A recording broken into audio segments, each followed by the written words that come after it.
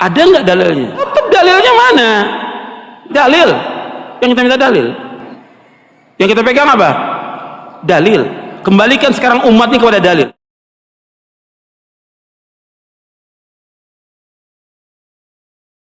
Apa kata orang mereka? Nggak ada dalilnya. Bid'ah. Membohongi agama, zalim. Ada hadis dibilang nggak ada, zalim. Nggak ada dibilang ada, zalim. Jangan keluar dari NU, khawatir khawatir dibo. 100% yang diajarkan NU sunnah Rasul. Allahumma shalli ala sayyidina Muhammad. Komen, subscribe, Ketua Pengurus Wilayah Nahdlatul Ulama PWNU Jawa Timur, Kiai Haji Marzuki Mustamar menghimbau umat Islam perlu berhati-hati agar tidak terjebak gerakan yang mengatasnamakan Islam, namun sejatinya tengah berupaya merusak ajaran Islam. Gerakan itu diprakarsai kelahirannya oleh non-muslim yang berupaya merusak Islam.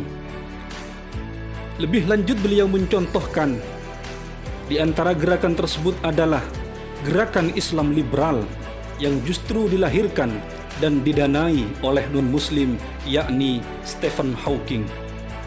Selain itu, masih menurut Kiai Haji Marzuki Mustamar, gerakan Wahabi yang didirikan Muhammad bin Abdul Wahab, gerakan ini sangat menentang amaliyah masyarakat seperti peringatan Maulid Nabi, zikir bersama, mengirimkan doa kepada orang yang meninggal dunia.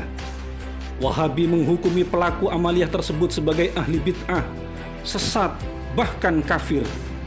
Mengutip keterangan kitab An-Nusus Al-Islamiyah karya Kiai Haji Muhammad Fakih Mas Kumambang, Kiai Marzuki mengatakan ternyata pendiri Wahabi berguru pada J. Hamper, mata-mata kerajaan Inggris beragama Yahudi. Sejumlah sumber menyebutkan Wahabi menjadi gerakan Yahudi yang berkedok Islam. Jangan yang begitu-begitu, karena khawatir terlanjur diikuti, ternyata yang kita amalkan sehari-hari itu idenya orang Yahudi. Idenya dari orang Nasrani, kata Kiai Marzuki Mustamar dalam acara Riyadhah dan Doa Bersama Keluarga Besar Muslimat NU untuk Keselamatan Bangsa beberapa waktu yang lalu.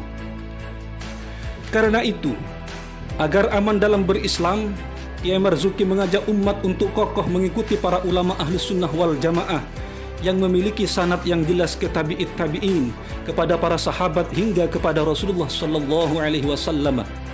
Kiai Marzuki mencontohkan para ulama yang berpegang dan mempelajari pandangan ulama 4 mazhab memiliki kejelasan dalam sanad keilmuannya. Para ulama 4 mazhab pun memiliki sanad yang jelas hingga ke Rasulullah Sallallahu Alaihi Wasallam. Beliau mencontohkan Imam Syafi'i radhiyallahu an berguru pada Imam Malik. Imam Malik berguru pada Imam Nafi. Imam Nafi kepada sahabat Abdullah bin Umar yang belajar langsung kepada baginda Nabi Muhammad sallallahu alaihi wasallam.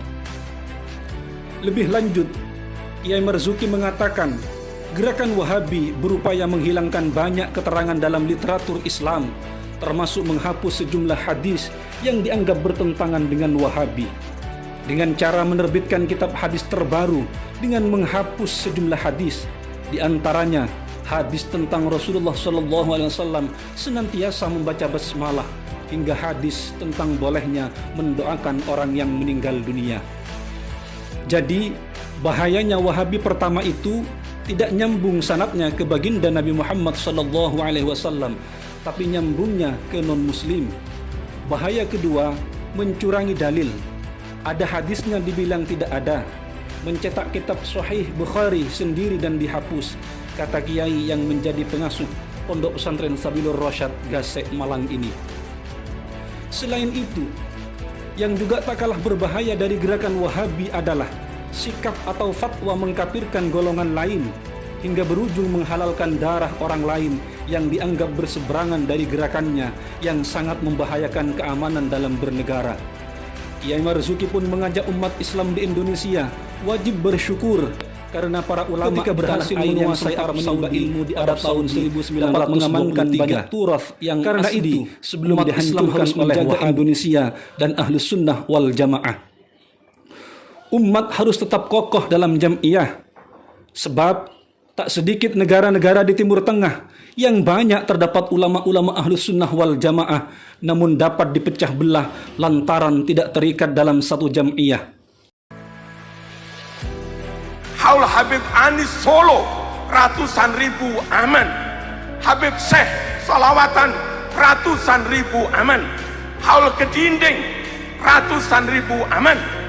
Hanya Indonesia kita bisa melaksanakan amal Ahlus Sunnah wal Jamaah besar-besaran secara aman. Nggak mungkin itu kita laksanakan di Suriah, nggak mungkin kita laksanakan di Irak, nggak mungkin kita lakukan di Afghanistan, hanya di Indonesia. Membubarkan Indonesia, membubarkan Ahlus Sunnah wal Jamaah. Sekali lagi, membubarkan Indonesia, membubarkan Ahlus Sunnah wal Jamaah. Jangan mau diapusi, jangan mau dibohongi. Kelihatannya akan menegakkan negara Islam, ujung-ujungnya menghilangkan Ahlus Sunnah wal Jamaah. Allahu Akbar, Allahu Akbar, Allahu Akbar. Merdeka, merdeka. Mending NKRI, mending NKRI isinya Ahlus Sunnah wal Jamaah daripada kelihatannya negara Islam isinya menentang Ahlus Sunnah wal Jamaah. Allahumma shalli ala Muhammad, Allahumma shalli ala Muhammad. Indonesia memiliki aset Islam terbesar, masjid terbanyak di Indonesia, madrasah terbanyak di Indonesia, umat Islam terbanyak di Indonesia, hafid Quran terbanyak Indonesia, makam aulia ulama di Indonesia. Kurang apa? Pesantren ada di Indonesia, jamaah haji umroh terbanyak Indonesia. Menjaga Indonesia, mengamankan Indonesia, menjaga Islam itu sendiri. Di pundak umat Islam Indonesia, entah itu NU, entah itu Muhammadiyah, ada dua tanggung jawab yang harus dipikul bareng-bareng.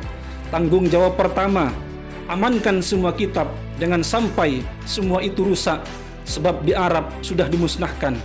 Tanggung jawab kedua, jaga NKRI. Jangan mau propaganda untuk merubah NKRI. Propaganda apapun, meskipun bertitel negara khilafah, negara syariah, itu sejatinya propagandanya kaum Wahabi mengatasnamakan Islam. Tutupnya dengan nada tegas. Demikian yang bisa disampaikan, semoga bermanfaat dan untuk kehati-hatian kita dengan aliran Wahabi yang berkedok Islam. Jangan lupa subscribe dan komen Sang Penakluk.